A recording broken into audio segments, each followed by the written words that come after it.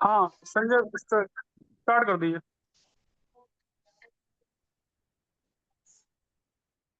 एक मिनट।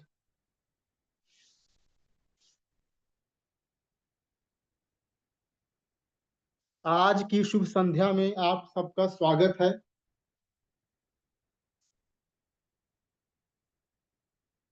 आज हम जूम मीटिंग में विचार से संस्कार तक विषय पर चर्चा करेंगे। यह कोटेशन संख्या 1230 से लेकर 1233 तक है। इन्हीं कोटेशन पर हम बात करेंगे। विचार से संस्कार तक हम यह जानेंगे कि विचार और संस्कार यह किसी व्यक्ति के जीवन में क्या महत्व रखते हैं और यह मानव जीवन को, समाज को, व्यवस्था को कैसे प्रभावित करते हैं और साथ साथ प्रभावित होते हैं। देखिए, विचार अगर हम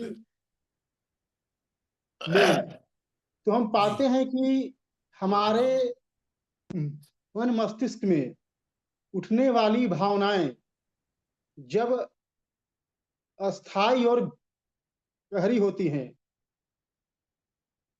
और जब हम उन भावनाओं को अपना मानते हैं या हम उससे जुड़ जाते हैं तो उसे हम विचार कहते हैं। यह हुआ व्यक्तिगत विचार। व्यक्तिगत विचार ऐसे ही उठते हैं। किसी बात को लेकर, किसी घटना को लेकर हमारे मन में भावनाएं उठती हैं और जब वही भावनाएं लगातार उठती हैं, बारंबार उठती हैं, तो समय के साथ वह भावनाएं गहरी और अस्थायी होती हैं। अब वो विचार का रूप ले लेती है। विचारों से संस्कार का निर्माण होता है। जब व्यक्ति के विचार अस्थायी होते हैं तो वह उसके व्यवहार में झलकते हैं, वह उसकी नीतियों में झलकते हैं, वह उसके आचरण में झलकता है, वह उसके चरित्र में झलकता है और यही व्यक्ति का संस्कार होता है। यह जो मैंने बात बोली, विचार और संस्कार, यह व्यक्तिगत मायने में बोली। जब यही विचार और संस्कार व्यक्तिगत से आगे बढ़कर सामाजिक होते हैं, क्योंकि व्यक्ति से ही समाज का निर्माण होता है। जब अनगिनत व्यक्तियों का विचार और संस्कार एक जैसा होता है तो वही विचार और संस्कार समाज के पहचान बनती है और उसी पहचान के माध्यम से सभ्यता और संस्कृति का निर्माण होता है। अब हम बात करते हैं कोटेशन पे। कोटेशन में एक बात और कही गई है कि साहित्य साहित्य को भी इसमें शामिल किया गया है। विचार, संस्कार और साहित्य। साहित्य का मतलब है जब हम अपनी भावनाओं को लिखित रूप देते हैं या अभिव्यक्त करते हैं या उसे मौखिक रूप में बोलते हैं तो उसे हम साहित्य कहते हैं। जैसे कविता, कहानी, लेख और बाकी चीजें। कोटेशन में कहा गया है कि विचार और साहित्य एक दूसरे के पूरक हैं। यह बात सही है। जब तक किसी के मन में विचार नहीं पनपेंगे वह साहित्य का निर्माण नहीं कर सकता। जब विचार जन्म लेते हैं तो व्यक्ति उन्हीं बातों को कागज पे उतारता है और जब वो शब्द समाज में जाते हैं तो साहित्य का रूप ले लेते हैं। इसीलिए विचारों का होना अत्यावश्यक है। अगर विचार आत्मा है तो साहित्य उसका शरीर। अब हम यह जानते हैं कि विचार जो व्यक्ति का मस्तिष्क है उसको तो प्रभावित करता है, लेकिन साहित्य हृदय को प्रभावित करता है। साहित्य की एक विशेषता होती है कि वह हृदय ग्राही होता है। देखिए, इसको हम ऐसे ऐसे समझते हैं, जब हम किसी बात को विचार करते हैं तो उसे दूसरों तक पहुंचाना काफी मुश्किल होता है, क्योंकि विचार के माध्यम से अपनी बात रखना काफी विरस और उबाऊ होता है। हर व्यक्ति को बातें समझ में नहीं आती, इसीलिए हम साहित्य का सहारा लेते हैं, उसको कविता, कहानी और बाकी माध्यमों से व्यक्त करते हैं। विचार जो होता है उसमें तर्क होता है, लेकिन साहित्य में कला होती है। साहित्य जो है वह कला प्रधान है। कविता लिखना, कहानी लिखना एक तरह का आर्ट है। ये काम हर कोई नहीं कर सकता। जो साहित्य होते हैं उनकी विशेषता यह है कि जो उसका प्रभाव होता है वह जल्दी होता है, क्योंकि वह भावना प्रधान होता है। मान ले कि अपने विचारों को जब हम कहानी के माध्यम से, कविता के माध्यम से रखते हैं तो वह आम मानस को बहुत जल्दी प्रभावित करता है। इसीलिए हम यह मानते हैं कि विचार और साहित्य एक दूसरे के पूरक हैं। अगर दोनों को एक दूसरे का साथ न मिले तो दोनों का अस्तित्व ना के बराबर है। अब आगे बढ़ते हैं। देखिए, विचार जो होते हैं वह स्वतंत्र होते हैं। विचार किसी बंधन में नहीं बंधते, वह किसी सीमा को नहीं मानता। विचार आगे बढ़ते हैं। जैसे कि कोई साहित्य है, अगर उसमें विचार नहीं है तो समझिए कि उसका कोई महत्व नहीं है। जैसा कि आप जानते हैं कि लो क्वालिटी का जो लिटरेचर होता है, इसे हम पढ़ते हैं, जिसे साहित्य की भाषा में कहते हैं उगदी साहित्य।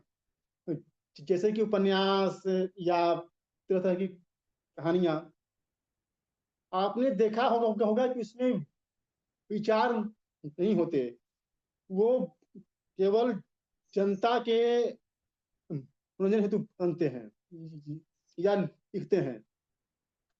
तो वो साहित्य का कोई महत्व नहीं है। उच्च साहित्य, जिन साहित्य का महत्व अधिक है, उसकी पहली शर्त यह है उसमें विचार हो।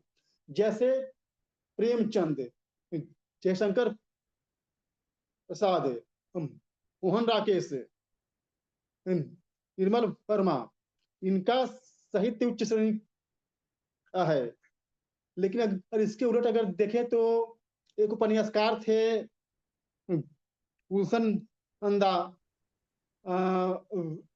वेद प्रकाश कुछ नाम था। वो साहित्य का कोई महत्व नहीं है। उसका महत्व बस इतना ही है कि व्यक्ति उसको पढ़कर अपना टाइम पास कर लेगा। साहित्य ही वह माध्यम है जो जो विचारों को समाज में स्थापित करता है। आप जान लीजिए, चाहे वह लेख हो, किताब हो, कविता हो, कहानी हो, उसी के माध्यम से अपने विचारों को समाज में स्थापित करते हैं। इसीलिए इस बात को मानना पड़ेगा कि साहित्य और विचार का अन्योन्याश्रित संबंध है। एक बात इसमें और आती है कि विचारों से नीतियां बनती हैं। देखिए, भावनाओं से विचार बनते हैं, विचार से संस्कार बनते हैं। जैसा व्यक्ति या समाज का संस्कार होगा, वैसा समाज अपनी नीतियां बनाएगा। नीतियों से व्यवस्था बनती है और व्यवस्था से समाज या व्यक्ति का जो आचरण है वो बनता है। बहुत लोग कहते हैं कि आचरण तुम सही करो। यह बात हम भी पहले कहते थे, लेकिन मेरा मानना है कि अगर व्यवस्था सही नहीं है, आप लाख ईमानदार रहें, आचरणशील रहें, चरित्रवान रहें, वह किसी काम का नहीं है।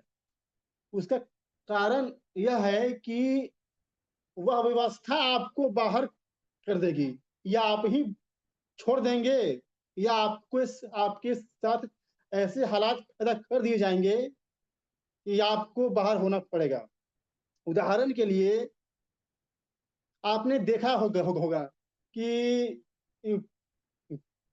फला व्यक्ति ने व्यक्तिगत कारणों से इस्तीफा किया। एक बात याद रखिए, ऐसे मामलों में ऐसा ही होता है। जब कोई व्यक्ति व्यवस्था के अनुसार नहीं चलता है, उस पर दबाव डालकर इस्तीफा मांगा जाता है और मीडिया में कहा जाता है व्यक्तिगत कारणों से उन्होंने इस्तीफा दे दिया, क्योंकि वह व्यवस्था के अनुरूप नहीं चलते। इसीलिए या उनको बाहर कर दिया जाता है। तो भाई, व्यवस्था अधिक महत्वपूर्ण है। अगर व्यवस्था ठीक है तो चरित्र अपने आप बन जाएगा। उदाहरण मैं देता हूं, आप किसी गंदी जगह पे जाइए, आप जहां मन तहां थूक देंगे, पेशाब कर देंगे। लेकिन अब आप ऐसी जगह पे जाइए जो बहुत ही साफ है, आपको वहां पे गंदगी करने में खुद ही खराब लगेगा, क्योंकि वहां की व्यवस्था वैसी है। अब आगे बढ़ते हैं। अब जो अंतिम है, जो काफी इंपॉर्टेंट है, वह कहता है कि भावना प्रधान व्यक्ति और विचार प्रधान व्यक्ति। देखिए, दो तरह के व्यक्ति होते हैं, भावना प्रधान, विचार प्रधान। अब जो भावना प्रधान व्यक्ति है, उसकी विशेषता है वह त्यागी होता है, वह त्याग कर सकता है, वह बलिदान दे सकता है। लेकिन जो विचारवान व्यक्ति होते हैं, वह तर्कशील होते हैं, वह व्यवहारिक होते हैं। इसमें एक बात और जानने वाली है कि जो व्यक्ति भावना प्रधान है, वह कोई समस्या खड़ी नहीं करता। लेकिन यह बात उतनी ही सही है, वह किसी समस्या का निदान भी नहीं कर सकता। लेकिन जो विचारवान व्यक्ति है, वह समस्या भी खड़ी कर सकता है, साथ साथ उस समस्या को हल भी कर सकता है। अब यहाँ बात आती है कि हमें कैसा बनना है। तो हमें बनना है दोनों का संगम। हमें भावना और बुद्धि दोनों का समन्वय होना चाहिए। अगर व्यक्ति की भावनाशील व्यक्ति एक सीमा से आगे जाता है, उसे हम शरीफ कहते हैं। लेकिन जब विचारवान व्यक्ति एक सीमा से आगे जाता है, तो उसे हम धूर्त कहते हैं। बस बात यहाँ यही है कि हमें भावना और बुद्धि के संगम के साथ अपना जीवन जीना है।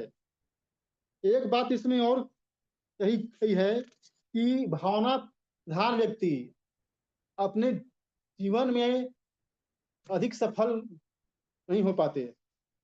अब इसमें ध्यान देने वाली बात है कि ऐसा क्यों है?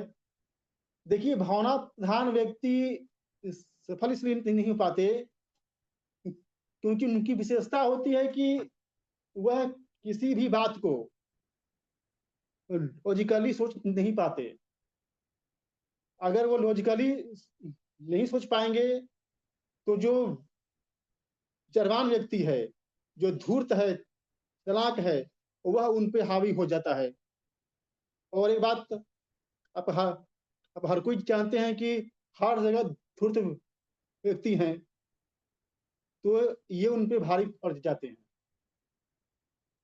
उदाहरण के लिए सावरकर सावरकर निसंदेह देशभक्त थे, राष्ट्रभक्त थे, लेकिन वह भावना प्रधान थे। इसीलिए उनके सामने हिंदू महासभा खत्म हो गई। वह राजनीतिक पार्टी का संचालन नहीं कर पाए।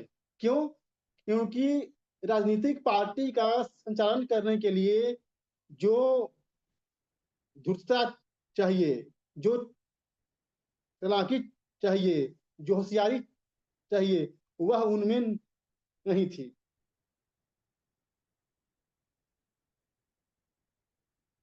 तो ये था आज का विषय, जिसे मैंने आप सबके सामने रखा। आप लोगों ने मेरी बात को सुना। आप सबका धन्यवाद। धन्यवाद विपुल जी। बाकी के साथी बताएं।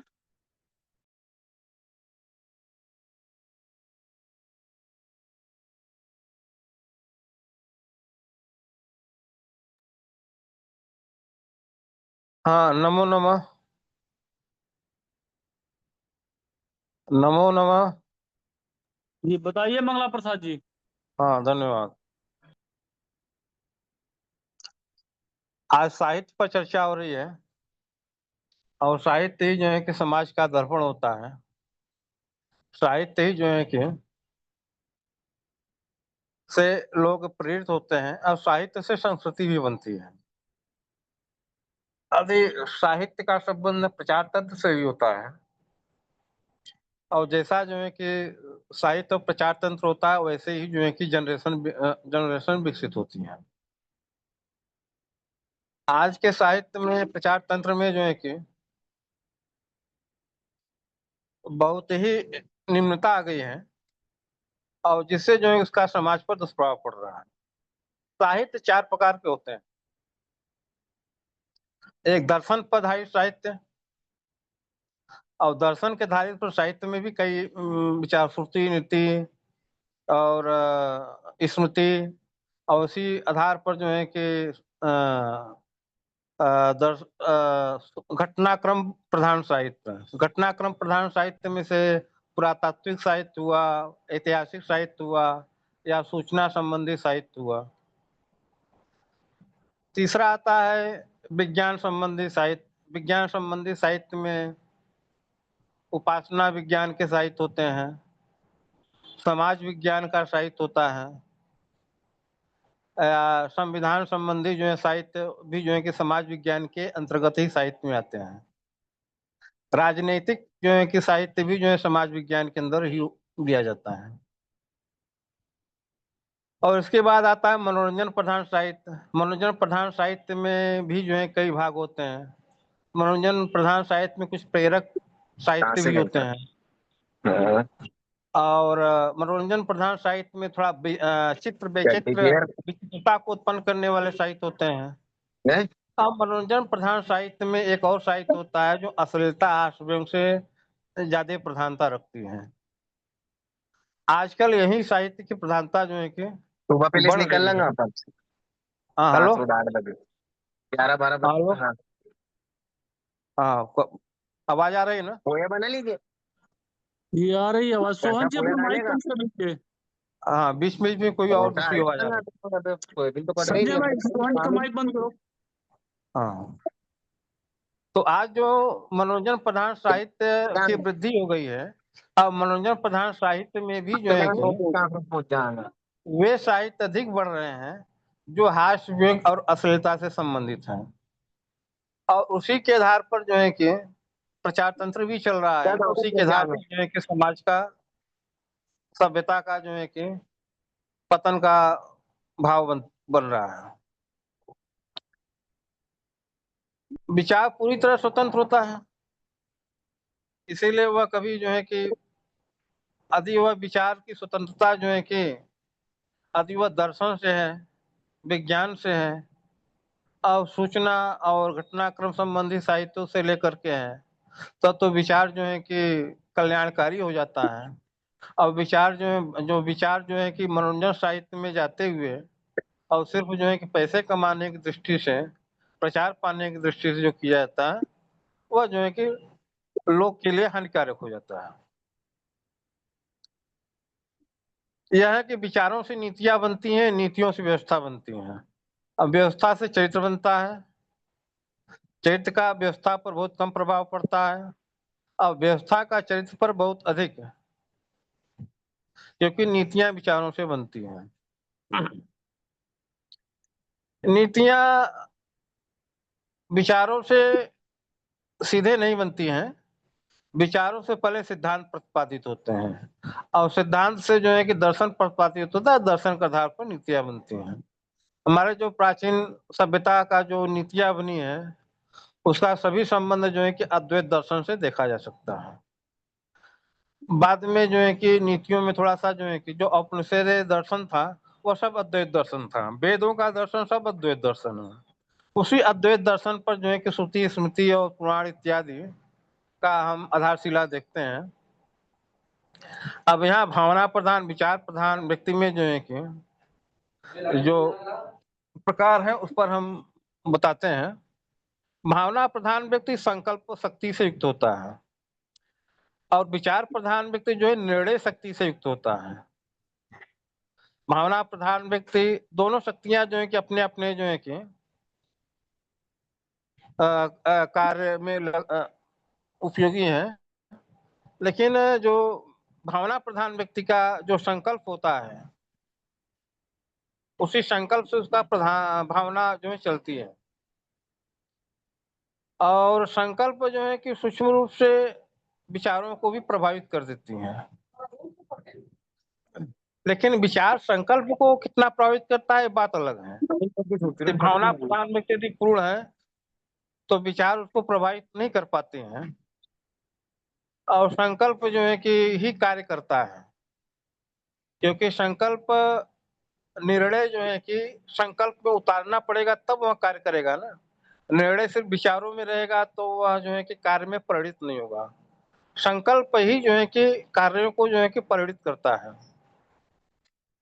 तो इसलिए भावना प्रधान व्यक्ति विचार प्रधान व्यक्ति के ऊपर भारी पड़ जाते हैं। लेकिन जो सही दिशा है वो विचार प्रधान व्यक्ति से जो निर्णय उत्पन्न होता है, उस दिशा में जो कार्य किया जाता है, वह जो है कि उसमें हजारों साल का मार्गदर्शन जो है कि निहित हो जाता है। और विचार प्रधान व्यक्ति का जब निर्णय उतरता है, वह उतर करके यदि संकल्प में आ गया तो लोक का कल्याण निश्चित रूप से कर देता है। लेकिन भावना प्रधान व्यक्ति का जो भाव बुद्धि होता है, वह संकल्प उतर जाता है, और संकल्प कार्य में अधिक जो है कि प्रभावी होता है, लेकिन उसका परिणाम दीर्घकालिक नहीं होता है। वह लोक हितकारी भी हो सकता है, विनाशक भी हो सकता है, लेकिन जरूरी नहीं है। लेकिन विचार प्रधान व्यक्ति का जब निर्णय में उतर करके जो संकल्प में परिणित होकर के कार्य में जाता है, तो बहुत दूरगामी प्रभाव को उत्पन्न करता है, और निश्चित ही जो है कि लोक के मार्ग को प्रशस्त करता है। और लेकिन यह विचार प्रधान व्यक्ति बनने से ही मतलब नहीं है।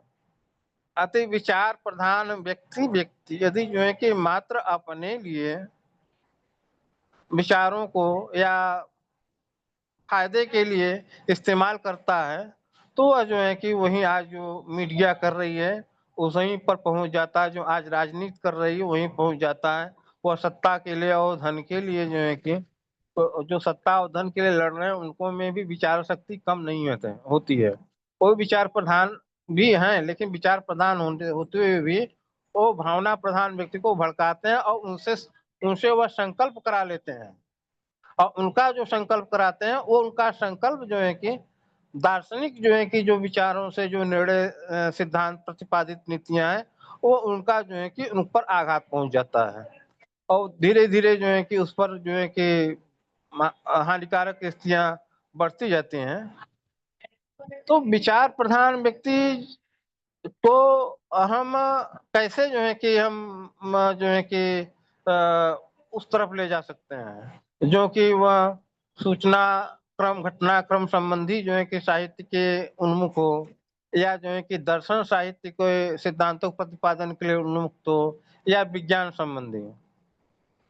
यह मुख्य विषय है और इस पर भविष्य में चर्चा हो सकती है कैसे विचार प्रधान व्यक्ति का जो है कि कार्य और निर्णय जो है कि संकल्प जो है उस तरफ उस दिशा में उन्मुख हो। इसके साथ में बात समाप्त करता हूँ। धन्यवाद। धन्यवाद आदरणीय। बाकी के साथी बताएं। हेलो। जी आदरणीय, बताइए। आज की चर्चा में जुड़े हुए सभी सम्मानित साथियों का स्वागत है। आज का विषय जो आदरणीय ने रखा है, विचार है, संस्कार है, साहित्य है। तो जब हम इन विषयों पर चिंतन करते हैं, मंथन करते हैं, तो देखते हैं कि विचार जो है वो देश काल परिस्थिति के अनुसार उस समय की समस्या को समाधान करने के तात्पर्य से चिंतन मंथन करके स्वतंत्र रूप से कई विद्वद्जन चिंतकों के साथ मंथन करके निकाला हुआ कोई निर्णय है, निष्कर्ष है, जो सत्य के सर्वाधिक निकट है। पूर्ण सत्य तो कुछ हो नहीं सकता है, लेकिन सत्य के सर्वाधिक निकट है और वो अपना विचार जो है समाज में समस्या के समाधान के लिए रखते हैं। अब उन विचारों को जब लिपिबद्ध कर दिया जाता है तो एक साहित्य के रूप में समाज में वो आता है और उस साहित्य में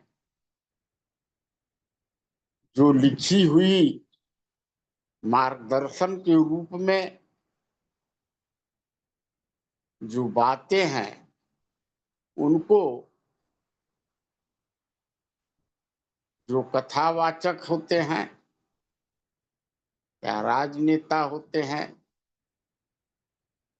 या प्रवचनकर्ता होते हैं, वो समाज में उन बातों को जनमानस के सामने रखते हैं और उदाहरण के रूप में कथा कहानियों के माध्यम से उसकी जो तत्व है उसमें जो समाधान का जो मूल्य छिपा हुआ है उसको समाज में बताते हैं, जिसको कि जनमानस जो है ग्रहण करके उस रास्ते पर चलकर और लाभ उठाता है। तो ये कहा गया है कि जो विचारक होते हैं या विचार जो होता है वो बहुत सूक्ष्म चीज होता है। वो कोई बहुत बड़ा या स्थूल चीज नहीं होता है।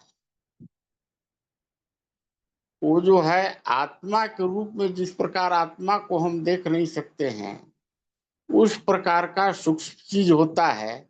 लेकिन अगर शरीर से आत्मा निकल जाए तो शरीर जो है बिल्कुल उसका कोई महत्व नहीं रह जाता है, और शरीर बल्कि उसमें जो है स्व-विकृति आना शुरू हो जाती है। तो साहित्य जो है वो शरीर के रूप में इसलिए माना जाता है और विचार को आत्मा के रूप में माना जाता है। लेकिन विचार करने वाला विचारक जो है वो अपना विचार तो दे देता है, समस्या का समाधान बता देता है, लेकिन जब तक वो समाज में कोई साहित्यक जो है वो लेके नहीं जाएगा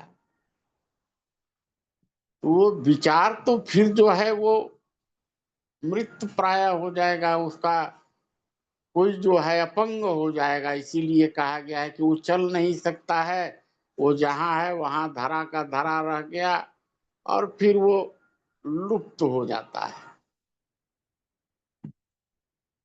और साहित्य को अंधा कहा जाता है। अगर विचार रूपी रोशनी या प्रकाश नहीं मिलेगी तो क्या बताएगा, जिसे है समाज को क्या दिशा निर्देश करेगा? उसके पास कोई ज्ञान का प्रकाश है ही नहीं। तो इसलिए साहित्य को अंधा कहा गया है। तो जब हम विचार रूपी रोशनी जो है, प्रकाश जो है साहित्य को देते हैं, तो वो साहित्यक जो होते हैं, चाहे वो कथावाचक हों या प्रवचन करता हूं या जो भी समाज में रास्ता दिखाते हैं, तो उन विचारकों के विचार का जो साहित्य होता है उसके माध्यम से बताते हैं। अब अगर कहीं समाज में विचारक नहीं है और साहित्यक ही जो है सो विचार अपना मन से बनाने लगते हैं, या कोई एक समूह बन जाता है वैसा, तो फिर समाज में गलत विचार का प्रसार प्रसार होने लगता है, और जिसका कि दुष्परिणाम जो है बहुत घातक भुगतना पड़ता है। वहां पर दंगा फसाद, अव्यवस्था, कुव्यवस्था का सामना करना पड़ता है। इसलिए शुद्ध और तर्कशील और स्वतंत्र विचारकों का होना समाज में अति आवश्यक है, और साहित्यकारों का भी जो समझदार हो, जो अच्छे ढंग से मार्गदर्शन कर सके, उनका भी बहुत जरूरी है। अब ये क्या होता है कि जो विचारक होते हैं वो भावना प्रधान नहीं होते हैं कि कोई कुछ समझा दिया, कोई कुछ कह दिया तो उसको पीछे वो चल देंगे। लेकिन भावना प्रधान व्यक्ति जो है, अगर कोई झूठ सच कह करके और कुछ गलत मार्ग तरफ भी ले गए तो उनके पीछे पीछे वो प्रभावित हो जाते हैं। भावना प्रधान व्यक्ति जो होते हैं वो हृदयग्राही होते हैं, वो धार्मिक होते हैं, वो दयावान होते हैं। लेकिन विचारक वैसा नहीं होते हैं। विचारक बिना तर्क के बिना कसौटी पर कसे हुए वो किसी भी बात को जो है वो रखते नहीं है। जब तर्क की कसौटी पर जब वो बात कसाता है तभी वो समाज के सामने रखते हैं। हम ये चीज देखते हैं कि जो भावना प्रधान व्यक्ति होते हैं वो त्यागी होते हैं। वो त्याग, तपस्या, बलिदान देने में आगे रहते हैं। वो किसी के कहे पर उसके पीछे पीछे जीने मरने के लिए और बहुत त्याग करने के लिए आतुर होते हैं। लेकिन विचार प्रधान व्यक्ति वैसा नहीं होते हैं। और इसलिए भावना प्रधान व्यक्ति जो हैं कई बार जो हैं वो धोखा खा जाते हैं। और वो किसी विषय पर जब चिंतन मंथन नहीं करते हैं तब वो जो है सो सही निर्णय भी नहीं निकाल पाते। और विचारवान व्यक्ति जो होते हैं वो कभी कभार अगर भूल चूक से हुआ तो धोखा खाते हैं, नहीं तो वो धोखा नहीं खाते हैं। और जब भी भले थोड़ा लेट होगा लेकिन वो जब भी निर्णय निकालेंगे तो वो सही निर्णय निकालते हैं। ये सारी बातें जो हैं विचार, संस्कार और भावना की बातें हैं। बाकी अन्य साथी भी हैं, वो आपको और अच्छी तरह से इस बात को, चाहे जो छूटे हुए बात हैं उसको और समझाएंगे। जी मैं अपनी धन्यवाद। बात ध्यान देता हूँ। धन्यवाद। जी, बाकी के साथी बताएं।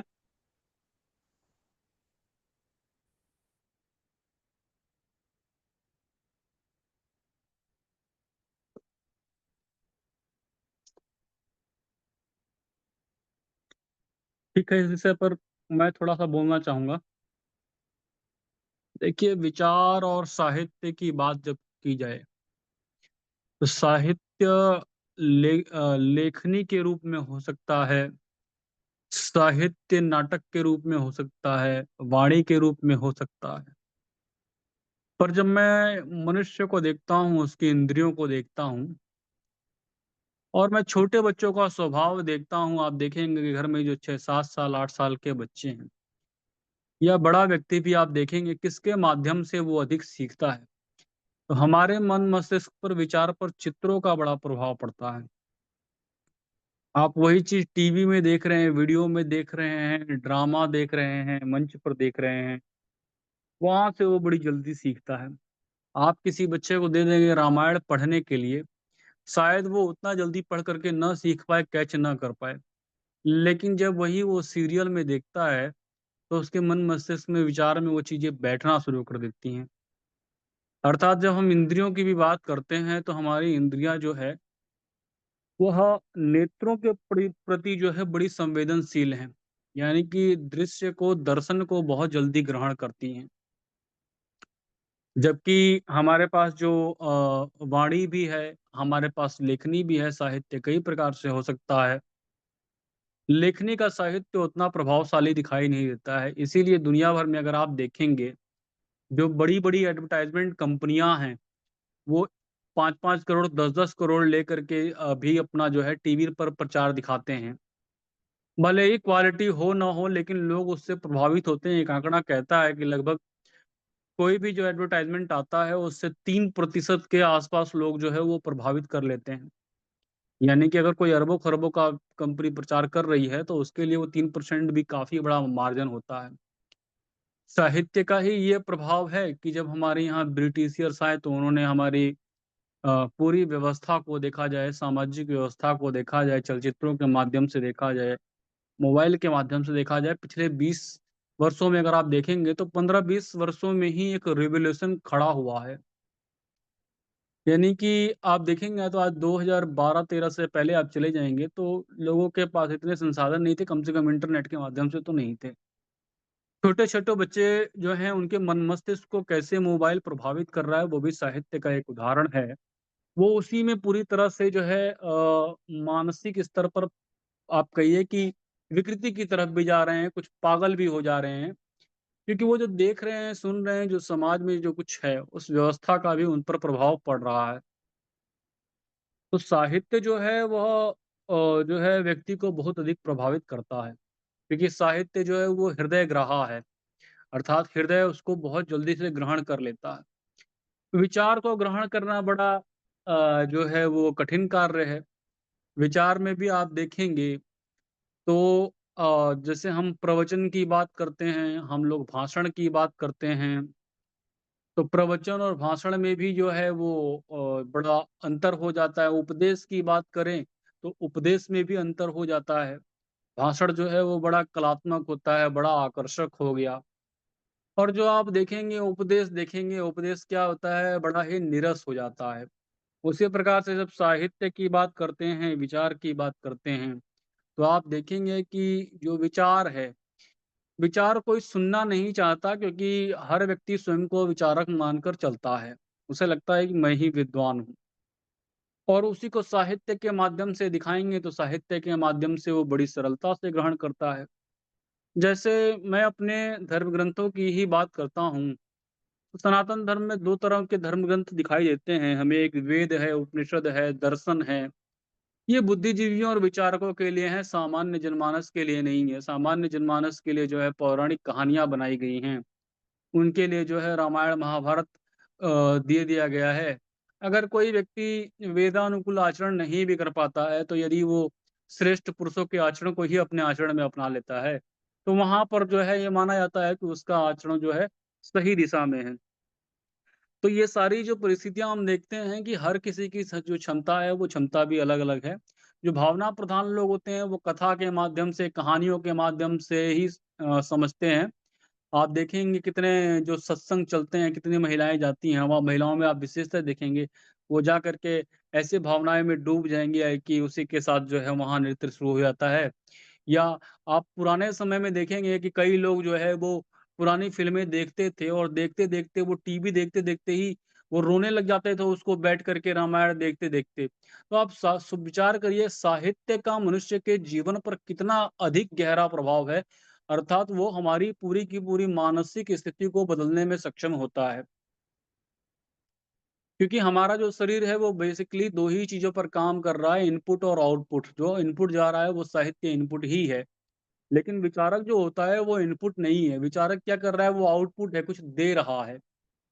तो विचारक विचार करता है, चिंतन करता है, उसके बाद वो देता है, तो ज़ाहिर-सी बात है कि जब व्यवस्था के निर्माण की बात आएगी, सिस्टम को आप डेवलप करेंगे, तो व्यवस्था निर्माण में विचारकों की भूमिका महत्वपूर्ण हो जाती है। वहाँ पर भावना प्रधान लोग जो हैं, वो उसमें अधिक उपयोगी नहीं होते हैं, और भावना प्रधान लोग यदि व्यवस्था का निर्माण करेंगे, तो समस्या पैदा कर देंगे। तो यहाँ पर भी देखा जाए तो साहित्य का जो काम है, वो सत्य को दिखाना है। साहित्य का काम जो है वो वर्तमान स्थिति की तरह नहीं है कि साहित्य जो है चाटुकार हो जाए, दरबारी हो जाए। ये आज की स्थिति की बात नहीं कर रहा हूँ, हमेशा से, कि साहित्य जो है अगर वो चाटुकार हो जाता है, सत्ताओं के नियंत्रण में हो जाता है, तो वही साहित्य जो है, वो समाज को क्या ही दिशा दे पाएगा। जैसा कि आदरणीय मंगला प्रसाद जी ने कहा कि साहित्य समाज का दर्पण है। पर वर्तमान स्थिति में तो वो सत्ताओं का दर्पण अधिक दिखाई देता है कि सत्ताओं के नियंत्रण में है, और उसमें गलती किसकी है? साहित्य को तो जो है उसको तो पैसा चाहिए साहित्यकार को। साहित्य को विचार तो देना नहीं। मैंने कुछ दिन पहले भी ये बात रखी थी कि अच्छे विचार नहीं जाएँगे तो खराब विचार तो समाज में आएँगे ही। उसमें साहित्य का दोष नहीं है। लेकिन अगर बिना विचार के साहित्य देखेंगे तो वो वैसा ही है कि उसकी कोई दिशा नहीं है, वो अपने आप जो है गलत और भ्रामक साहित्य भी प्रचारित-प्रसारित करेगा। तो दोनों एक-दूसरे के पूरक हैं, जब साहित्य होगा, तभी वो विचार होगा, तभी साहित्य के पास कुछ जाएगा, और अगर विचारक नहीं होंगे, तो जो गलत विचार है, उसका भी प्रसार होगा। विचारक पूरी तरह स्वतंत्र है, प्रतिबद्ध नहीं है। साहित्यकारों को भी मैं मानता हूँ कि प्रतिबद्ध नहीं होना चाहिए किसी विशेष विचारधारा से। साहित्य को उनको निष्पक्ष होना चाहिए, ना तो वो आलोचक की भूमिका में रहे, ना तो वो प्रशंसक की भूमिका में रहे। साहित्य अगर समीक्षक की भूमिका में है, या फिर जो उसके पास आता है वो उसी को दिखाता है, तब तो ठीक है। अन्यथा साहित्य की जो स्थिति जो भारत समेत दुनिया भर में है, कि वो सत्ताओं के नियंत्रण में रहता है, वैसे ही स्थिति हो जाएगी। एक जो कोटेशन आया है, विचारों से नीतियाँ बनती हैं, नीतियों से व्यवस्था, व्यवस्था से चरित्र।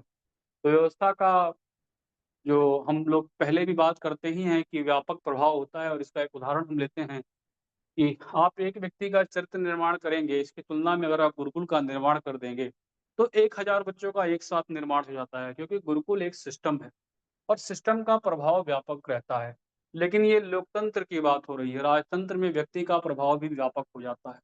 यानी जैसा शासक है, शासक के चरित्र का प्रभाव पड़ता है। जब हम लोकतंत्र की बात करते हैं, तो लोकतंत्र में व्यक्ति जो है वो गौण हो जाता है, वहाँ व्यवस्था प्रमुख होती है, तब व्यवस्था का प्रभाव पड़ता है। आज जो भारत में हिंसा बढ़ रही है लोगों के बीच में, उसका कारण क्या है? उसका कारण अभी व्यवस्था है, व्यक्तिगत संपत्ति है, महिला-पुरुष के जो विवाद हैं, उसका कारण क्या है? हमारा संविधान है। तो व्यवस्था का ही प्रभाव पड़ रहा है कि आज लाखों करोड़ों केसेज़ जो है वो न्यायालय में पेंडिंग पड़े हुए हैं। ये सब व्यवस्था की गड़बड़ियाँ हैं। यहाँ पर व्यक्ति का चरित्र अच्छा होने से कुछ नहीं होगा। आप किसी अच्छे व्यक्ति को भी सिस्टम में भेज देंगे, तो वो क्या करेगा? अंत में उसको भी साइड कर दिया जाएगा। उसके पास 2 विकल्प हैं, या तो वो रह करके वहाँ पर उनका साथ दे, तो व्यवस्था से बाहर हो जाए। तो व्यवस्था जो है वो मास लेवल पर इम्पैक्ट करती है, जबकि हम व्यक्ति को देखा जाए तो व्यक्ति का प्रभाव काफ़ी सीमित होता है। तो यहाँ पर विचारों से ही नीतियाँ बन रही हैं, क्योंकि विचारक ही नीतियाँ बना सकता है। और नीतियाँ बेसिकली क्या है? तो नीतियाँ एक तरह का कानून ही हम कहते हैं, जब सेट ऑफ रूल्स हो जाएगा या कानूनों का एक संग्रह हो जाता है, तो वह जो है एक व्यवस्था का रूप ले लेता है। वो व्यवस्था सामाजिक हो सकती है, आर्थिक हो सकती है, राजनैतिक हो सकती है, वो सैन्य व्यवस्था हो सकती है, वो हमारी शिक्षा व्यवस्था हो सकती है, किसी भी प्रकार की व्यवस्था हो सकती है। लेकिन इन सभी व्यवस्थाओं के मूल में अगर आप देखते हैं, तो इन सभी व्यवस्थाओं के मूल में एक विचारक बड़ा महत्वपूर्ण होता है। मैंने अपनी बात समाप्त कर दी है, बाकी के साथी अपनी बात रख सकते हैं।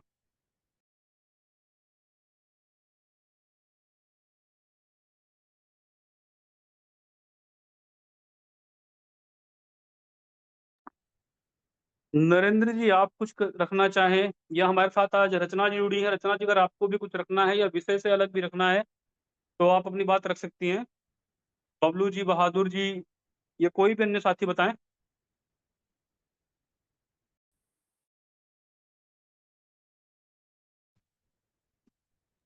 जी बताइए नरेंद्र जी। नहीं, थोड़ा मैं काम में लगा हुआ हूँ ब्रजेश जी, अभी रखता हूँ मैं, पहले और बोलना। जी जी जी, ठीक है।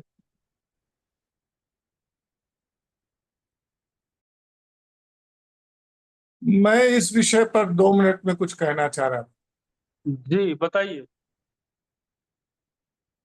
था। वास्तव में यह सही है कि लोग साहित्य ही पढ़ते हैं विचारों को जानने के लिए। वास्तव में जैसा आपने भी और भी तमाम लोगों ने यह बात कही कि विचार एक सुपाच्य वस्तु नहीं, विचार एक कठिन तर्क, अनुभव और साहित्य, इन सभी का मिला जुला मतलब बहुत गहन विचार मंथन से पैदा होता है विचार। और उस विचार को साहित्य के माध्यम से जब समाज में परोसा जाता है, तो समाज उसको आत्मसात कर पाता है, या उस पर अन्य तरीके से विचार करने की क्षमता अन्य लोग विकसित कर पाते हैं। ये बात बिल्कुल सही है, मैं इस बात से सहमत। साहित्य की स्थिति वर्तमान में जो देखने को मिलती है, वह मुझे विचार से कहीं ज्यादा वर्तमान साहित्य विचारधारा से प्रेरित दिखती है।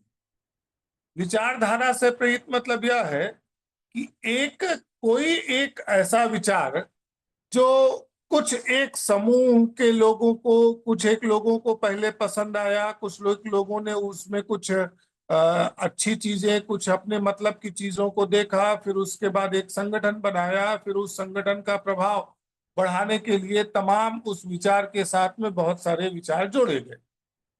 ऐसा बहुत सारा हुआ है। जैसे आचार्य शंकराचार्य जी ने एक विचार दिया, एक तरीके से उन्होंने एक सिद्धांत का प्रतिपादन किया। उस सिद्धांत पर चलने वाले सारे लोग अपने आप को शंकराचार्य कहते हैं। वो एक व्यवस्था है, उनका अपनी व्यवस्था, अपना एक समूह है। और उस समूह के द्वारा कुछ साहित्य विकसित किए गए हैं। वह विकसित साहित्य को प्रचारित प्रसारित करने या समाज में रखने का तरीका एक अलग। लेकिन मैं अगर आधुनिक विचारकों की बात करूं या आधुनिक साहित्य की बात करूं, तो आजकल के सारे साहित्य कहीं ना कहीं मार्क्स से प्रेरित दिखते हैं।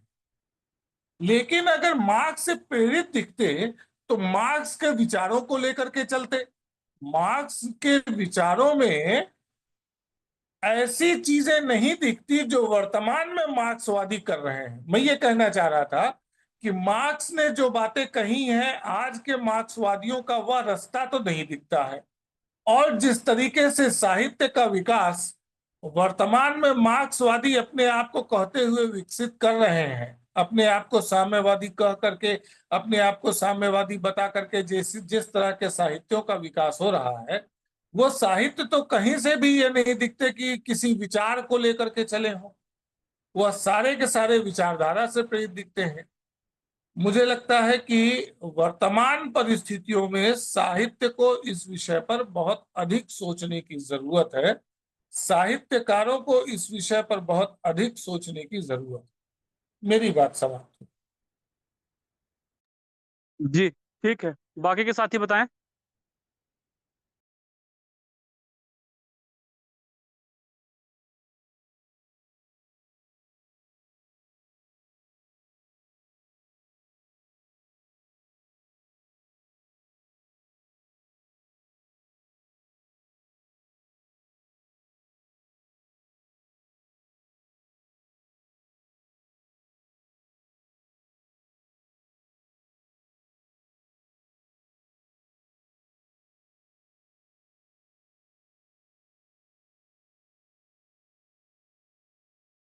कोई भी साथी बताएँ?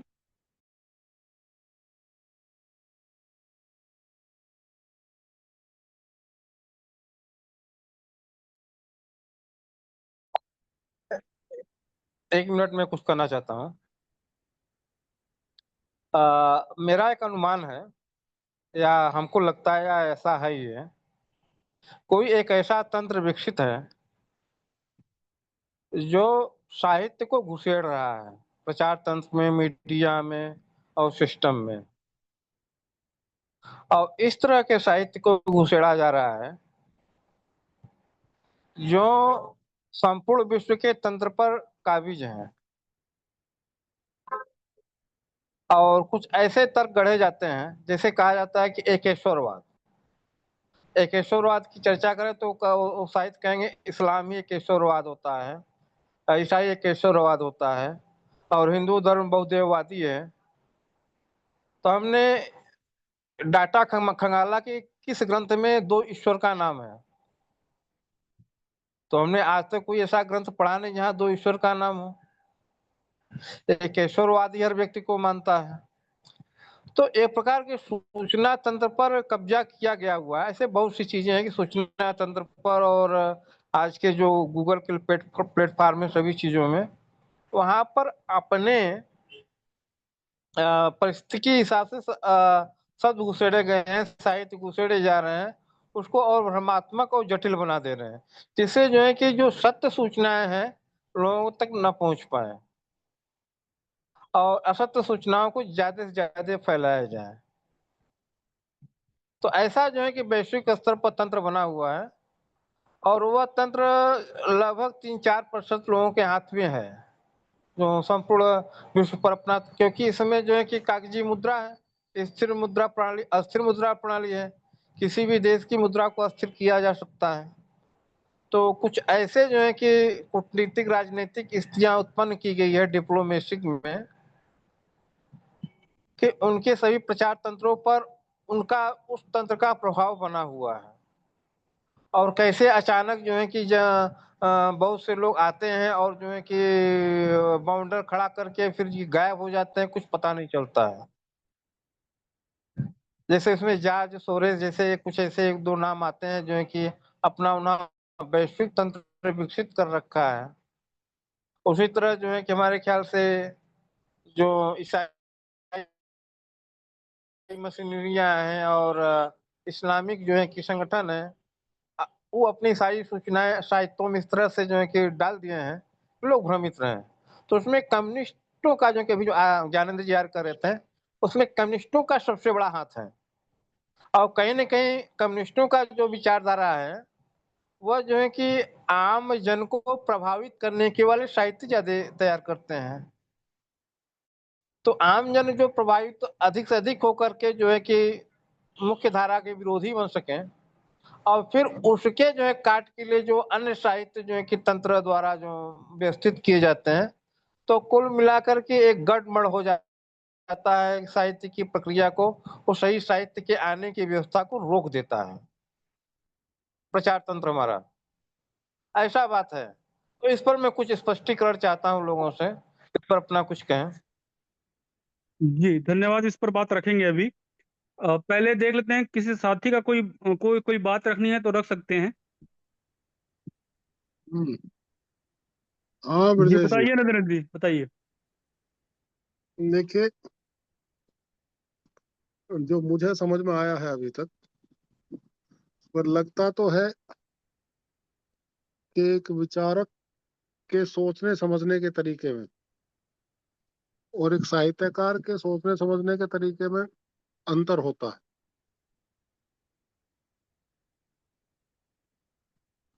विचारक वास्तव में कुछ बुनियादी बातों पर सोचता है, वो जुड़ता है उसके साथ, उसके जीवन का जो भी तौर तरीके होते हैं समझने के, बुनियादी बातों पर सोचता है, ये भी ठीक है। और अक्सर उसकी जीवन पद्धति मनोरंजन से कुछ अलग हट करके होती है, जबकि साहित्यकार जो अक्सर देखने में आते हैं या जो इस प्रकार का लेखन करते हैं, वो मनोरंजन के साथ या उसकी घटनाओं के साथ भी जुड़ते हैं, या फिर जो दार्शनिक टाइप के लोग या विचारक टाइप के लोग होते हैं, कई बार साहित्यकार ऐसे भी दिखाई देते हैं समाज में कि वो एक दो विचारक से प्रभावित होते हैं और उसकी जो बात कहने का ढंग, जो कुछ वो कहते समझते हैं एक विचारक, उसको एक्सप्लेनेशन में उनका लगभग पूरा जीवन निकल जाता है। मैं समझता हूँ कि अगर हम गांधी की तरफ देखते हैं थोड़ा सा, तो उनके साथ भी ऐसे कुछ साहित्यकार तो थे ही जो गांधी के सोचने समझने को एक्सप्लेन करते हैं। और अक्सर ऐसा भी हो जाता है कि जो विचारक सोचता समझता है, उसके अनुयायी साहित्यकार उस दर्जे का सोच समझ का नहीं पाते और समाज में उसके उस विचारक का करेक्टर जैसा स्थापित होना चाहिए वैसा नहीं हो पाता है। भ्रांतियां भी पैदा हो जाती हैं जब सोचने समझने का स्तर वो नहीं होता है जो विचारक का होता है। बहुत सारे संगठनकर्ता भी अपने आप को विचारक साबित करते रहे हैं, दुनिया में दार्शनिक साबित करने की कोशिश करते रहे हैं। इस मामले में जो मैंने समझा है, मोहम्मद सबसे बड़ा नाम, क्योंकि जिस प्रकार कुरान के सृजन की बात आती है, वो एक कल्पना है, और जैसा कुरान का चाल चरित्र समझ में आता है उसके देखने समझने के बाद, ऐसा लगता है कि वो मोहम्मद साहब के बहुत दिन बाद तक भी उस पर काम चलता रहा होगा। तो ये एक अजीब सी प्रक्रिया है जिसे जिस पर ध्यान भी दिया जाना चाहिए और समझा भी जाना चाहिए, क्योंकि ये बात बजरंग मुनि भी अक्सर कहते रहे और वो ठीक भी है कि एक विचारक बड़ा गंभीर दृष्टिकोण समाज के सामने प्रस्तुत करता है, जिन्हें आम आदमी के लिए समझना आसान काम नहीं होता।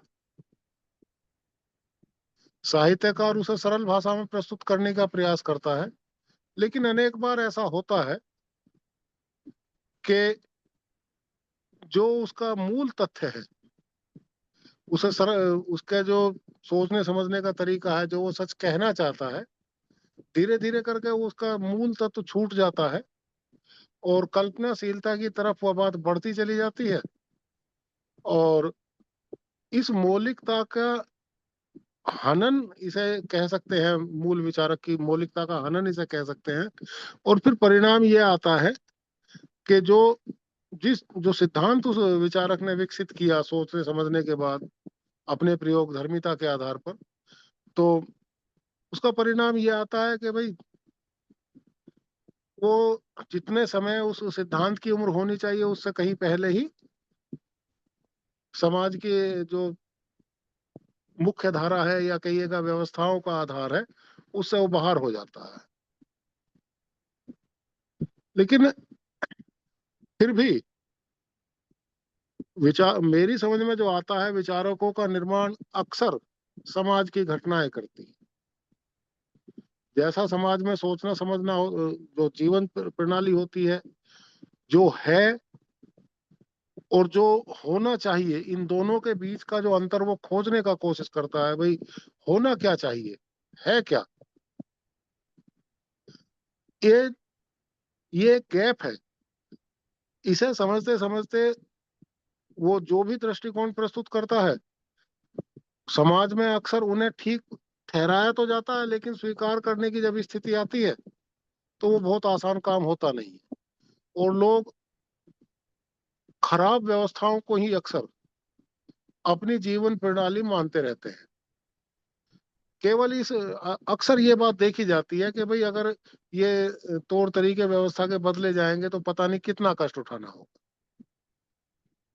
पता नहीं क्या इससे बुरा परिणाम सामने आएगा। लेकिन प्रयोग धर्मिता के अभाव में ये सारी परिस्थिति सामने आती है। और लेकिन फिर भी प्रयोग धर्मी व्यक्ति या विचारशील व्यक्ति कभी भी अपना रास्ता छोड़ नहीं पाते, क्योंकि वो उनका लाइफ स्टाइल है, उन्हें नेचर ने इस प्रकार का गढ़ा है। जो होता रहेगा ठीक है, कष्ट होगा वो भी बात ठीक है, लेकिन फिर भी वो अपने रास्ते में बढ़ते चले जाएंगे। और धीरे धीरे करके एक ऐसी सामग्री विकसित हो जाती है जो अगले 100-200 साल के लिए पर्याप्त हो जाती है। उन लोगों का नाम लिया जाता रहता है।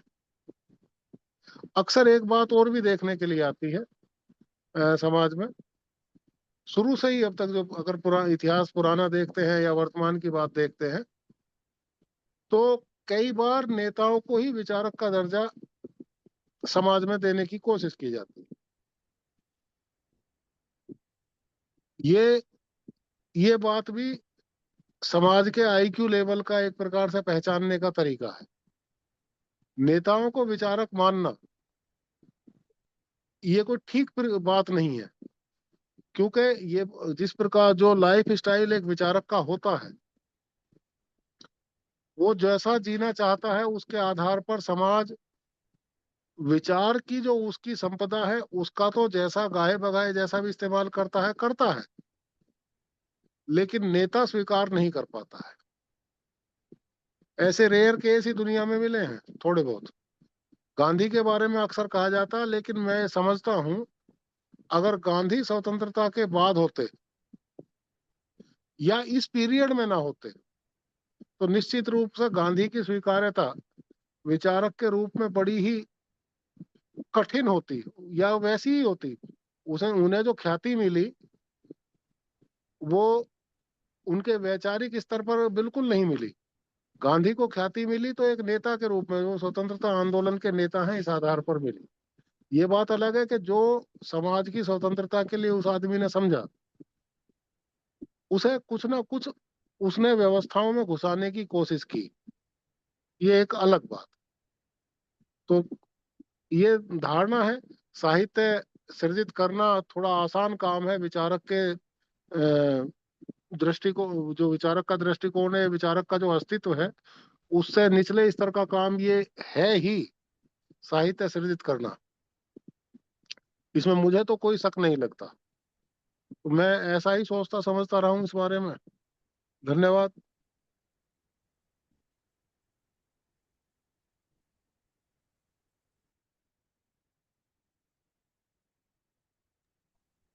कहाँ चले गए ब्रजेश जी?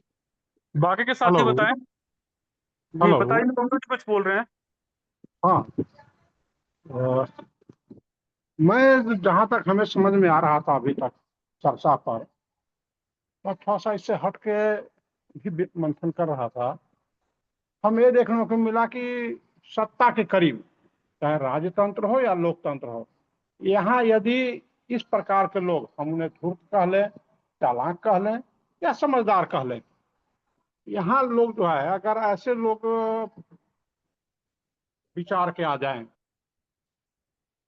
जो एक विचार रखें, इस प्रकार से रखते हो जो समाज के लिए हानिकारक है या लाभकारी, उनसे उनको लेना देना नहीं, वो अपने लाभ के हिसाब से नीति निर्धारण कर लेते हैं। क्योंकि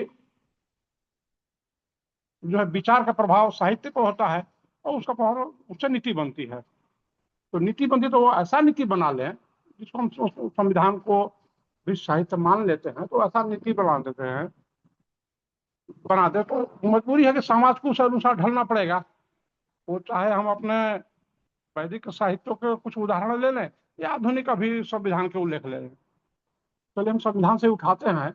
अगर अभी संविधान में जैसा वो दे दिया गया है, कोर्ट का फैसला आ रहा है, धीरे नियम भी लोग बनाते जा रहे हैं। जैसे लिविंग वाला मामला है कि पुरुष पुरुष के साथ रह सकता है, स्त्री स्त्री के साथ रह सकती है और स्त्री पुरुष के साथ रह सकता है। ये तीनों विधान न्यायालय से लोगों को मंजूरी मिल चुका है, न्यायपालिका भी इनको मंजूरी दे चुकी है। यदि इस प्रकार से अनर्गल नीति बना दिया जाएगा तो समाज में तो विकृति उत्पन्न होगी ही। फिर स्वतंत्र विचार क्या कर सकता है? हम केवल अपना विचार प्रस्तुत कर सकते हैं। यही सब बातें हैं। आगे चल के हम ये देखने मिलता है साहित्य की ओर, हम जाए हिंदू धर्म की ओर जाए तो जहां तक हम लोग देखते हैं फिलहाल 100, 200, 500 सालों का इतिहास की, जनरली शादियां रात में हुआ करते हैं। क्योंकि आज भी कहीं पंडित पास जाए, कहीं जाए तो उस समय सब बताते हैं भैया जो है मुहूर्त था इतना से इतना टाइम तक, रात का मुहूर्त है, दिन में भी मुहूर्त निकलते हैं हालांकि। तो चलन आया, तो जब बिजली का आविष्कार था नहीं तो फिर रात में शादियों का चलन कब से प्रारंभ हुआ? तो कहने का तात्पर्य है कि कहीं ना कहीं समाज जो में जो सत्ताधीश रहे, उनका गलत नीति समाज को प्रभावित किया और धीरे धीरे समाज में रहने वाले मनुष्य जो उसके अनुसार ढलते चले गए। यानी जो सत्ताधीश थे, इनके नीति के चलते समाज जो है वो कुर्ती आई,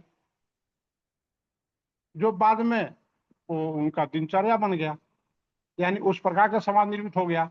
आज हमारे आपके घर में कोई कार्य हो ऐसा तो हम लोग कहते रखते हैं चलो भाई रात का कहीं कार्यक्रम है, क्योंकि वही मुहूर्त है। तो इस प्रकार से कई प्रकार से बातें आते हैं। तो जो है जो सत्ता के करीब रहता है, इनकी जो है विचार मंथन और उनका नीति समाज को ज्यादा प्रभावित करता है अपेक्षाकृत स्वतंत्र चर्चा का। स्वतंत्र चर्चा में लंबा समय लगता है, क्योंकि हम स्वतंत्र चर्चा तो कर सकते हैं, मगर क्या समाज पर प्रभाव कितना पड़ेगा इसका जो है आंकलन नहीं किया जा सकता। और जो नीति निर्धारण होते हैं ये ज्यादा अपेक्षाकृत समाज पर प्रभाव डाल देते हैं। हम किसी भी देश का उठा लें, चाहे भारत को उठा लें या दूसरे कंट्रियों का भी लें, तो वहां जैसा नीति है वहां उस प्रकार से समाज का निर्माण हो चुका है। चाह के भी वहां के लोग उस नीति को नहीं बदल पा रहे हैं। चिंतक विचारक तो वहां भी हैं। धन्यवाद। जी धन्यवाद। बाकी के साथी बताएं। सभी बंधुओं को नमस्कार। बताइए पौंजे जी। देखिए, विचारवान जो व्यक्ति हैं वो सत्ता के लिए एक इंस्ट्रूमेंट होते हैं, समाज के वो मार्गदर्शक होते हैं। और जब तक वे समाज को प्रभावित करते हैं, उनकी बातों को समाज मानता है और अपने जीवन में कल्याण लाता है। वह उस समय की सत्ता और परिस्थितियों के हिसाब से समाज को यदि विचार देते हैं तो समाज में खुशहाली आती है। लेकिन कुछ लोग जो सत्ता के लिए सोचते हैं, सत्ता के लिए विचार देते हैं,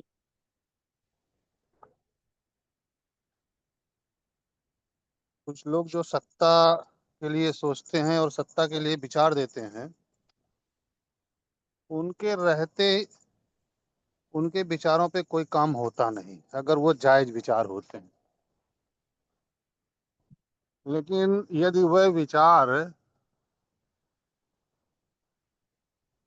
अच्छे लग गए समाज के लोगों को, या उनका नाम अच्छा हुआ, तो उनके मरने के बाद उनको विचारों से अगर कुछ तोड़ मरोड़ करके लूट हो सकती है, तो फिर सत्ताधीश उनके विचारों को सत्ता में स्थापित करके वह तोड़ मरोड़ और लूट के लिए स्थापित करते हैं और उसको करते हैं। झूठ बोलने से, झूठ सुनने से फर्क नहीं पड़ता। लेकिन इतिहास और आज जो हो रहा है उसमें यही हो रहा है, चाहे वो जिसके विचार हों, चाहे वो अम्बेडकर के विचार हों, चाहे गांधी के विचार हों, चाहे नेहरू के विचार हैं, ये लोग जब तक थे तब तक इन्होंने समाज का कल्याण किया। जब ये नहीं है तो जो सत्ताधीश है वह जो करना चाहे वही करता है। विचारों से सिर्फ समाज से वोट लिया जाता है, विचारों के नाम से समाज को बांटा जाता है। इसलिए कहा जाता है कि विचारकों को सत्ता के लिए नहीं, समाज के लिए सोचना चाहिए। और वर्तमान परिस्थिति में जैसी सत्ता हो, जैसी सामाजिक परिस्थिति हो, उस हिसाब से विचारकों को समाज के लिए अपने विचार देना चाहिए कि कैसे वे सत्ता से बचकर अपने आप को समृद्धशाली बना सकें। धन्यवाद।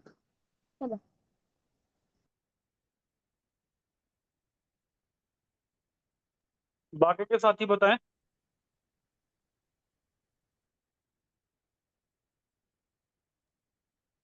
बबलू जी, आप कुछ कहना चाह रहे हैं?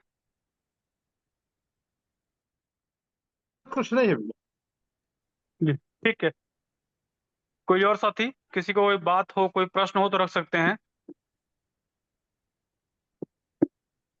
श्रीकांत जी, रामराज जी या मनोज जी कुछ कहना चाहें, बहादुर सिंह जी हैं, आचार्य जी कुछ कहना चाहें। प्रश्न बोले तो एक प्रश्न मैं कर सकता हूँ। जी जी, बताइए। अभी मंगला प्रसाद जी ने जो बात कही, शायद ये विचारक को जो है समाज के विषय में विचार करना चाहिए, सत्ता के लिए नहीं। मगर नीतियां तो सत्ता में रहने वाले बनाते हैं, चाहे राजतंत्र है लोकतंत्र हो। तो नीतियां ये बनाएंगे तो स्वतंत्र विचारक क्या कर रहेगा? वो सत्ता करीब जाए नहीं, सत्ता से उनको दूर रहने को कहा जाएगा, और नीति सत्ता में बैठे हुए लोग बनाएंगे जो समाज के हित में है कि नहीं, उनसे उनको मतलब नहीं है।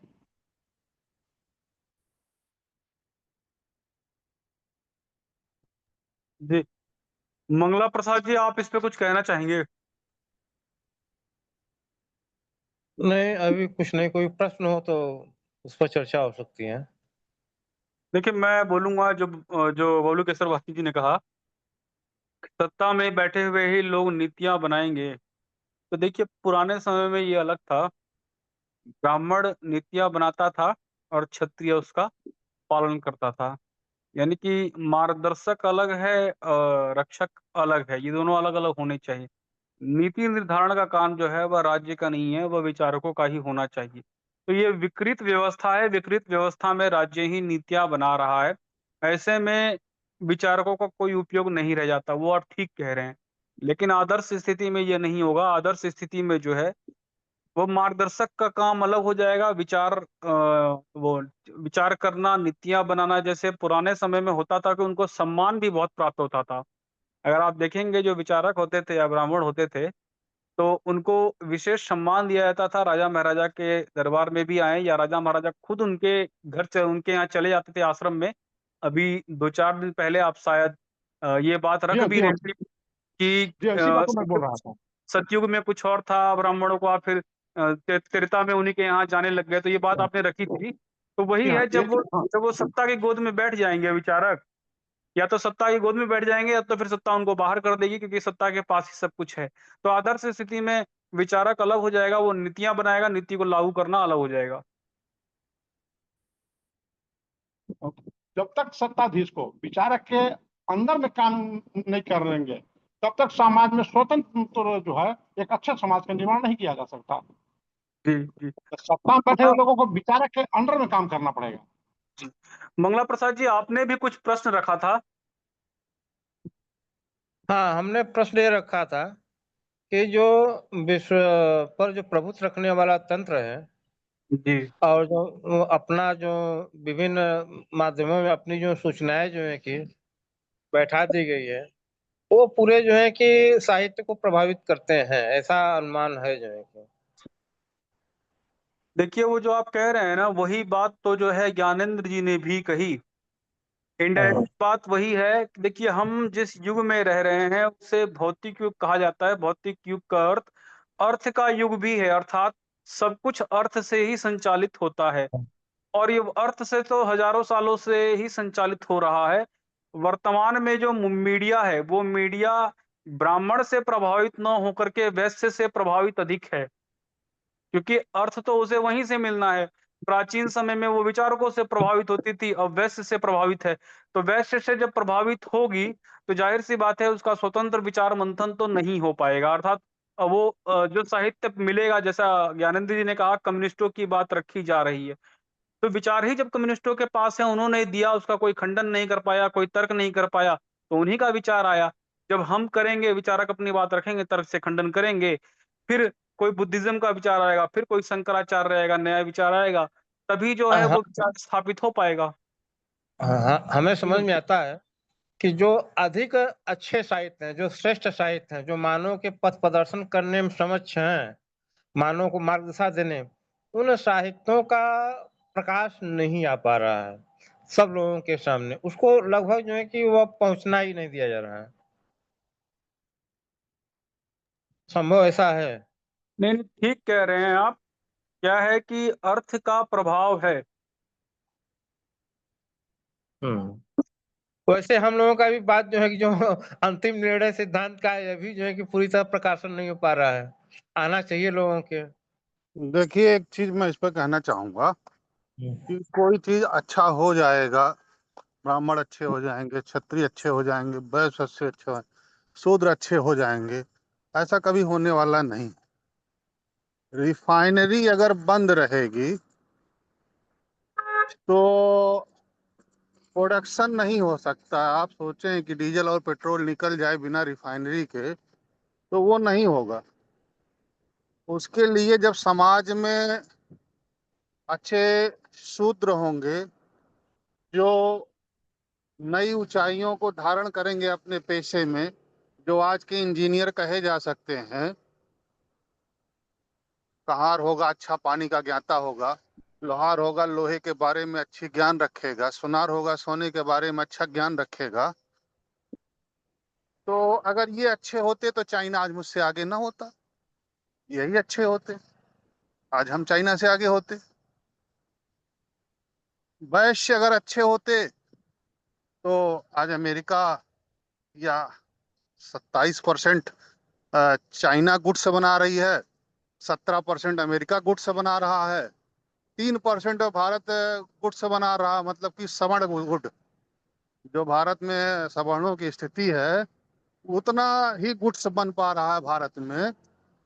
ऐसी स्थिति में तो वैश्यों को अपनी ड्यूटी से नहीं निभा पा रहे हैं। क्षत्रिय जो है, कहीं भी सीमा पर अगर मजबूत ढंग से खड़े होते तो कोई आतंकवादी ना आ पाता।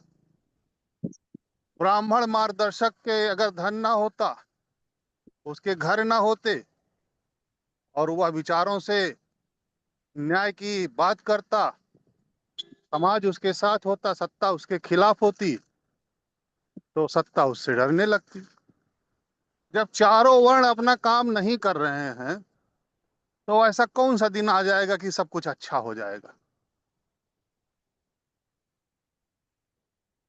हमें अच्छा करने के लिए रिफाइनरी मजबूत करनी पड़ेगी, अपने सिस्टम को प्राइमरी स्तर पर सही करना पड़ेगा। हुँ। हुँ। पवन जी, हम लोग रिफाइनरी का ही काम कर रहे हैं। नहीं, पवन ठीक बोला। पवन जी ने एक बात और अच्छी कही उन्होंने एक अच्छी बात है कही कि जी ब्राह्मण जो है अपने विचार ठीक नहीं दे पाए। जब ब्राह्मण धन का संचय करने लगेगा तो वो अच्छे विचार नहीं दे पाएगा। ब्राह्मण शुद्ध विचार तब देगा, और शुद्ध विचार जब वो देने लगेगा तो धन उसके पास कम हो जाएंगे। ऐसा मेरा मानना है, कोई जरूरी नहीं है। आज हम नहीं जैसे जितने कथावाचक हैं या जो जो प्रवचन करने वाले हैं, ये धन संग्रह के पीछे भाग रहे हैं। उनका बयान आता है कि एक फिल्मी हीरो पैसा ले सकता है तो मैं भी ले सकता हूँ। तो जब विचारक अपने विचार देने के लिए पैसे लेंगे तो समाज में स्वच्छ विचार कहाँ से आएंगे? इसी प्रकार से सभी श्रेणी के लोग अपना अपना कार्य जो है वो ईमानदारी पूर्ण नहीं किए, जिससे समाज विकृत हुआ। मेरा मानना है सभी अच्छी बातें जो है कि विचारों में प्रकाशन में आ गया है। हर अच्छी बात करने वाले लोग हैं देखिए और सब अच्छी केसरवानी अच्छी साहब, बात कर रहे हैं, आपको तो लेकिन बात हम तो ब्राह्मणों यह के है खिलाफ कि बोलते वो ही जो हैं। है कि संजय जी, हाँ, एक मिनट, मंगला प्रसाद जी कुछ बोल रहे हैं। अच्छा उन चीजों का जितना विस्तार होना चाहिए, जो अच्छी चीजों का है, जो अच्छे प्रचार तंत्र उसका जितना व्यापक रूप से होना चाहिए। अब मान लो थोड़ा बहुत प्रचार मान लो हो गया, लेकिन आक्षेपित करने वाले पदार्थ इतने ज्यादा हैं कि जो है कि उनका अस्तित्व समाप्त हो जाता है, जो तर्कों के सिद्धांतों से तो है सब चीजें। लेकिन जो है कि जब पाप बढ़ जाता है, पुण्य कम है, तो पुण्य का प्रकाश तो आएगा ही नहीं, पाप खत्म कर देता है। तो समस्या यहाँ पर आती है कि सर्वप्रथम पहले अपने आप को समर्थ बनना होगा। समर्थ कोई ऐसा तंत्र बनाना होगा जिससे हम सुगठित होकर के और सब समर्थ हो जाएं, तब यह संभव होगा। क्योंकि समर्थ हुआ है तो दिक्कत ये है कि हम अपनी बातों को रख नहीं पाते हैं। यूरोपियन वगैरह में, यूरोप वगैरह में क्या है, अच्छा यूक्रेन और रूस का जो वार चल रहा है तो उसमें प्रचार प्रोपेगेंडा चल रहा है। इसमें पक्ष किसका सही है गलत है पूरी दुनिया जान रही है। यूक्रेन का पक्ष सही है कि रूस का पक्ष सही है, सब पूरी दुनिया जान रही है। लेकिन प्रोपेगेंडा वार में इस ढंग से व्यवस्था की जा रही है कि जो है कि जो वास्तव में सत्य पक्ष है उसको दबा। जैसे अभी इजरायल और हमास का बात है। इजरायल हमास में तो यह ऐसा लोग जानते हैं, आप, समय कम है। हाँ एक मिनट, इजरायल हमास में यह जानते हैं कि सही पक्ष कौन है, किसका न्याय होना चाहिए। तिब्बत का पक्ष में भी है, जानते हैं किसके साथ न्याय हो जाए। लेकिन जो प्रोपेगेंडा है, प्रचार तंत्र है, उसको जो है कि इतना आक्षेपित कर देता है कि उन चीजों का ज्यादा बातें करने लग जाती है जो अन्याय और विसंगति पैदा करने वाली बातें होती है। यह महत्वपूर्ण है, इसलिए हमको पहले समर्थ सशक्त बनना चाहिए। धन्यवाद। जी हाँ, हम धन्यवाद। ये कह रहे थे ब्रजेश जी जी बताइए कि पवन जी। हम विचारक लोग जो यहाँ इकट्ठे होते हैं, यदि अपने आप को विचारक समझते हैं तो हम जिस कुल खानदान से गलती से आते हैं, कम से कम अपने वर्ण का तो हमें अपना कमियां गिनानी ही चाहिए। तो जैसे हम ब्राह्मणों को करते हैं तो वैश्य समाज को ध्यान देना चाहिए कि जो वैश्य आज दलाली कर रहे हैं, जिनका काम था कि वो नित नए अन्वेषण करें, नया व्यापार करें देश विदेश में, जिससे आज भारत पीछे हो गया, गर्त में चला जा रहा है, वह वैश्यों की अब प्रमुख रूप से आलोचना करें। जो शूद्र में है वो शूद्र वर्ण में पैदा होने पर जो कमियां आई हैं उसकी आलोचना करें। जो क्षत्रिय वर्ण में हैं वो जो क्षत्रिय वर्ण में कमियां आई हैं उसकी आलोचना करें। यह हम लोगों का नैतिक धर्म है कि हम लोग अपने अपने वर्णों की कमियों को दिखाएं, जिससे उसमें सुधार हो, उसकी जानकारी लोगों को मिले कि वास्तव में इस वर्ण में होने का क्या मतलब है। जी ठीक है। पवन जी, मेरा एक प्रश्न है। जी अगर हाथियों हाथियों का एक समूह है जिसमें एक मुख्य हथनी होती है जो सबको लीड करती है, हम्म। और वो लीड करती है, उसके पास कई वर्षों का अनुभव है, उसे पता है पानी किस दिशा में है। अगर वो दिशाहीन हो जाए तो इसका दोष बाकी को देंगे या फिर जो नेतृत्व कर रहा है उसको दिया जाएगा? नहीं, देखिए, हम लोग किसी नेता और फॉलोअर जैसे हमारा समाज है नहीं, थोड़ा सा इस विषय को अच्छे से समझना पड़ेगा। नहीं नहीं, मेरा हम मेरा मतलब नेता से नहीं है, नेतृत्व करने वाला यानी विचार देने वाला जो गाइड कर रहा है, मार्गदर्शक है हम वो। मैं वही बता रहा हूँ, जो मार्गदर्शक है वो ऐसा नहीं कि वो बहुत उच्च है और जो शूद्र है वो निम्न है। यहाँ चारों वर्ण बराबर का स्थान रखते हैं, एक दूसरे के पूरक है। इस बात को भी एक बेसिक चीज है, इसे समझना बहुत जरूरी है। यहाँ चारों वर्ण में कोई किसी से ऊपर नीचे नहीं है। सब जब अपने वर्णों के कर्तव्यों का निर्वहन अच्छे से करेंगे तभी देश का विकास होगा, और सब बराबर महत्वपूर्ण भूमिका में है। यहाँ कोई लीड नहीं कर रहा है। नहीं, अगर आप श्रम को सम्मान नहीं देंगे और बुद्धिजीवियों का सम्मान होगा तो श्रमिक या शूद्र जो है वो क्यों शूद्र उस तरफ जाएगा? नहीं सम्मान तो सब बुद्धिजीवियों को प्राप्त हो रहा है वर्तमान मेरे भाई व्यवस्था में। मेरे भाई सम्मान देने वाली चीज नहीं, यहाँ भी बेसिक फर्क है। सम्मान देने वाली चीज नहीं है। सम्मान खुद इंसान प्राप्त करता। ब्राह्मण उस समय खुद सम्मानित हो जाएगा जिस समय वो अपना घर गिरवा लेगा, विपन्नता को ग्रहण कर लेगा, लेकिन न्याय की बात कहेगा, मोदी के सामने डट के खड़ा होगा और वो बोलेगा कि नहीं आप गलत कह रहे हो। जब वैश्य जो है दलाली छोड़ करके नित नए अन्वेषण में लगेगा, वह हिंदुस्तान लीवर को टक्कर देगा, तो एक वह बात खुद मैं सम्मान के प्राप्त हो जाएगा। जब शूद्र अपने पेशे को इतनी ऊंचाई दे देगा कि वो चाइना को टक्कर देगा, तो वो खुद सम्मान के प्राप्त हो जाएगा। यहाँ किसी को देने वाली चीज जैसी नहीं है। सम्मान भीख नहीं है, ये प्राप्त करने वाली देखिए चीज है जो वीर देखिए प्राप्त हम करते हैं। हम 1 मिनट एक बात करना चाहते हैं कि देखिए, अंतःकरण में प्रकाश सबको होता है, चाहे शूद्र हो, चाहे क्षत्रिय हो, चाहे वैश्य हो, ब्राह्मण हो। अंतःकरण में अज्ञान भी सबको होता है। अंतःकरण में ज्ञान यदि रहीम रशीद खान और दारा शिकोह को हुआ तो क्या उन्होंने समाज का मार्ग प्रशस्त नहीं किया? अंतःकरण में यदि एक बड़े बड़े शूद्र भी महान हुए हैं, संत रविदास जैसे हुए, कबीर दास जैसे हुए, तो देखिए अंतःकरण में प्रकाश सबको है। उस अंतःकरण का प्रकाश को अपनी जिम्मेदारी से ही अपने कर्तव्य का अनुभव करें। ऐसा नहीं है कि शूद्र भी ब्राह्मण का मार्गदर्शन कर सकता है। तो जब होना वो चाहिए, मार्गदर्शन अपने अंतःकरण मंगला का प्रकाश प्रसाद होना जी, चाहिए। जब वो मार्गदर्शन करेगा तो वो शूद्र कहाँ से रह गया? रस खान को आप शूद्र कहाँ कह रहे हैं? कबीर शूद्र सर कहाँ से नहीं हो नहीं गए? नहीं, सर ऐसा दास बात यह नहीं, बात ब्राह्मण तो हो गए। सही है कि जो ऐसा बात मार्गदर्शन नहीं करेगा है। वह ब्राह्मण होगा। जैसे कि मौर्य काल में हुआ करते थे। मौर्य काल के अंत के बाद जब सामंतवाद का उदय हुआ, तो फिर ये जातियां जो है अनुवांशिक हो गई और जातियों का महत्व बढ़ गया। और पहले जो है वर्णों का निर्धारण जो है कर्मों के ही आधार पे होते थे, अनुवांशिक नहीं थे। तो जो लोग भी अपना घर गिरवा लें बुलडोजर से, जो धनहीन हो जाएं, जो सत्ता के सामने न्याय की बात कर ले जाएं, वो ब्राह्मण हैं। जो अपनी पेशे से, अपनी योग्यता से दुनिया को लोहा मनवा दें, वह शूद्र हैं। जो नित नए अन्वेषण से पूरी दुनिया में ट्रेडिंग कर सके, वह वैश्य है। जो सीमा के लिए अपनी जान दे दे, वह क्षत्रिय है। जो राज्य के लिए अपनी संतान को छोड़ दे, अपनी पत्नी को छोड़ दे, वो राजा है। ऐसे लोगों को किसी के देने लेने की आवश्यकता नहीं। ये वीर लोग हैं, ये वर्ण इसे प्राप्त किया जाता है। ये किसी के देने लेने वाली चीज नहीं है। देना लेना तो एक बुराई है जो आ गई है, वो और आज भी जो बुराई लोग तो इसको प्राप्त एक कर रहे हैं वो सम्मान एक पा बात रहे हैं। मैं बताना चाहूंगा। जैसे कबीरदास जी जो है कि मार्गदर्शन तो करते थे, लेकिन का अपना उन्हें कर्म छोड़ा? वो मार्गदर्शन सबका करते थे, लेकिन वो जो जुलाहे का काम था, उनको उसको उसी पूरी ईमानदारी से करते थे। उसी तरह बहुत से ऐसे लोग हुए हैं, आत्म प्रकाश होने पर, आत्मज्ञान होने पर भी अपना जो सेवा, संत रविदास जी जो है कि चमड़े का काम करते थे, लेकिन वह चमड़े का कार्य उन्होंने नहीं छोड़ा। अपने जीविकोपार्जन के लिए अपना काम करते थे, वो अपना कर्तव्य समझ करते थे, और जो ज्ञान था उसको भी जो है कि लोगों को मार्ग ज्ञान में, प्रकाश में प्रशस्त करते थे। तो ऐसा बात नहीं है, कभी कभी जो है कि मंत्री भी राजा को सलाह देता है। देखिए तब और श्रम का हाँ सम्मान था। जो आप व्यवस्था कह रहे हैं उस व्यवस्था में और वर्तमान हाँ व्यवस्था में श्रम का जो सम्मान है वो घट रहा है। बुद्धिजीवियों ने सारा का सारा एकाधिकार पॉलिसीज अपने हक में बना ली।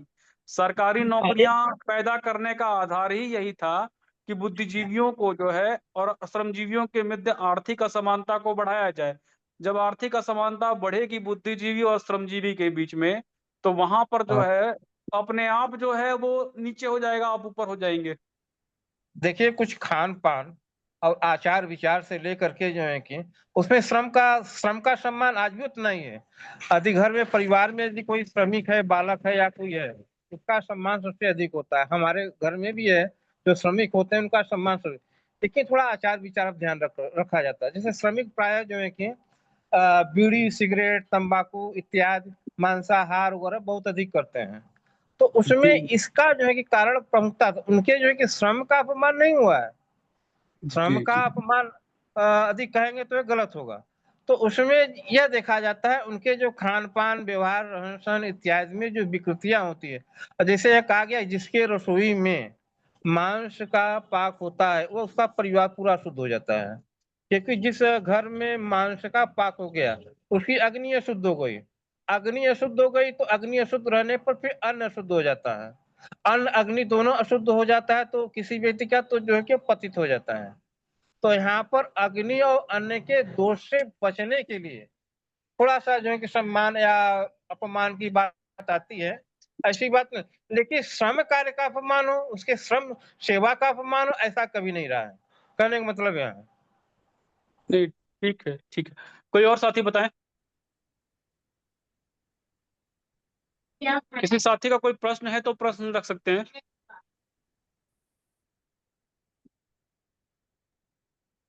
विपुल जी, कल की चर्चा क्या रहेगी? हाँ, बता रहा हूँ। कल रहेगा विषय का नाम है विचार मंथन। उदाहरण संख्या 1240 से लेकर 1248। ठीक है। संजय भाई मीटिंग को समाप्त कर सकते हैं।